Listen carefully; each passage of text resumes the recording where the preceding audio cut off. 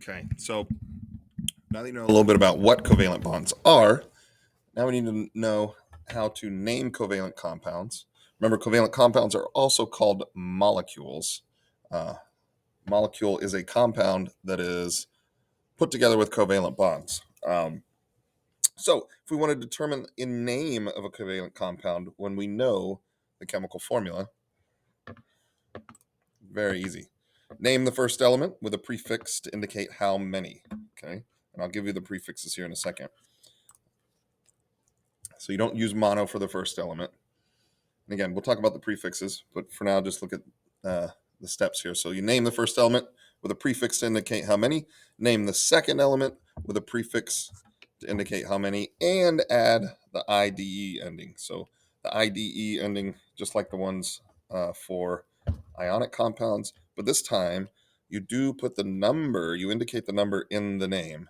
Okay, so let's look at an example here after we do the prefixes. So if there's one of an element, it's mono.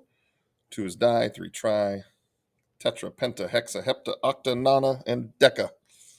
Okay, so these come from Greek, these roots.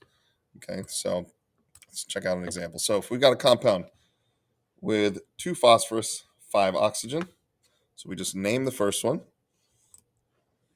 Okay, so di for 2, diphosphorus, pento for 5, and oxide for oxygen. So diphosphorus pentoxide tells us that there's 2 phosphorus bound to 5 oxygen, just like that. Remember, if the first one is just 1, you don't put any prefix on it.